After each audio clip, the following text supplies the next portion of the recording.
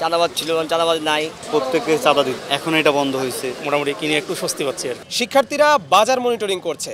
বাজার আসলে কিভাবে তারা মনিটরিং করছেন, কি দেখছেন, সেই বিষয়টি একটু তাদের কাছ থেকে আমরা জানতে চাই যে আসলে আপনারা কিভাবে মনিটরিং করছেন বাজার। যে তারা কত টাকা কিনলো, কোথা থেকে কিনলো সেই রিসিপ্টটা।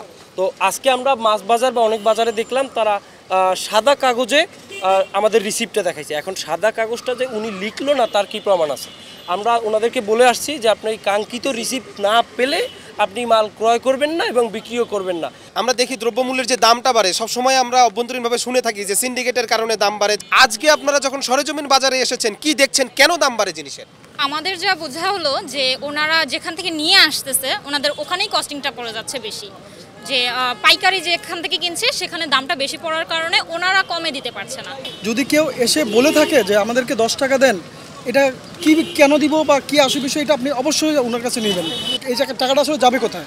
এই প্রথমত হচ্ছে এটা টাকাটা দিব কেন, যাবে কোথায়? আমরা যদি আমাদের দ্বারা না পারি, আমরা আমাদের সাথে সেনাবাহিনী আছে, আমরা সেনাবাহিনীর দ্বারা প্রোটেক্ট করার ট্রাই করবো। আপনারা মনিটরিংয়ের ক্ষেত্রে কোন কোন পণ্য দেখছেন?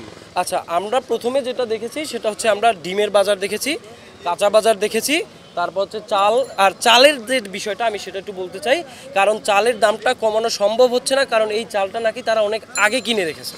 তো আগে যে দামে কিনেছে তারা চাইলেও নাকি লস দিয়ে বিক্রি করতে পারবেন। এই রিসিটের ক্রয় মূল্য থেকে বিক্রয় মূল্যর ব্যবধানটা কেমন দেখছেন? কিছু মানুষ দেখলাম যারা 5 টাকা লাভেও ছেড়ে দিচ্ছে, আবার কিছু দেখলাম 20 টাকা 30 টাকাও লাভ করছে। শুধুমাত্র এই পাইকারি বাজারে মনিটরিং করে কি এটা থামানো সম্ভব, নাকি সেই স্থানীয় বাজারের ক্ষেত্রে কি পদক্ষেপ? আমাদের স্টুডেন্টরা শুধু যে কারওয়ান বাজার আছে সেটা নাই, আপনি দেখতে পাচ্ছেন প্রতিটা থানায়, প্রতিটা পাড়ায়, প্রতিটা মহল্লায়, প্রতিটা জেলায়, প্রতিটা উপজেলায় আমাদের স্টুডেন্টরা আছে। আচ্ছা, এই কাজটা তো সরকারি কর্মকর্তাদের বা নির্দিষ্ট দফতর থাকে এটার জন্য, কিন্তু আপনারা শিক্ষার্থীরা এই কাজ করছেন, এটার কারণটা কি?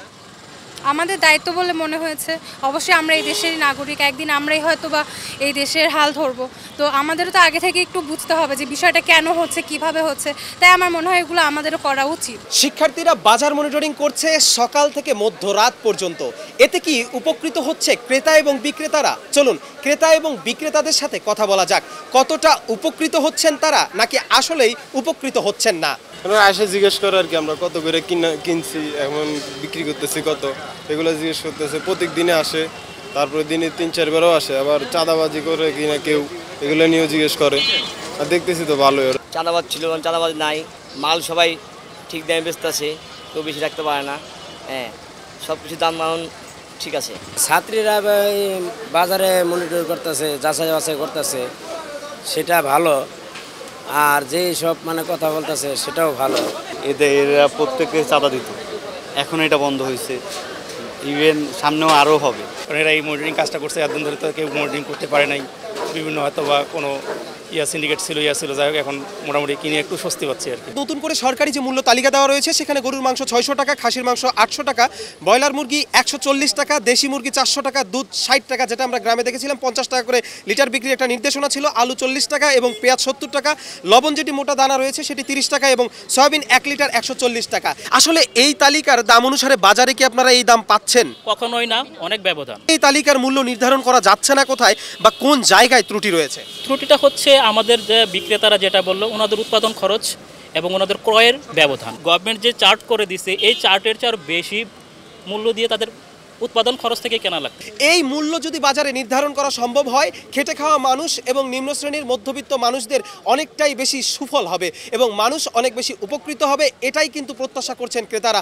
তারাও নিরলসভাবে চেষ্টা করে চলেছেন, বাজার মনিটরিং করছেন, কোনোভাবে মূল্যের যাতে ঊর্ধ্বগতি না ঘটে। তাদের এই প্রক্রিয়া, তাদের এই উদ্যোগকে আমরা সাধুবাদ জানাই। কবির চৌধুরী, জয়, মাই টিভি, ঢাকা।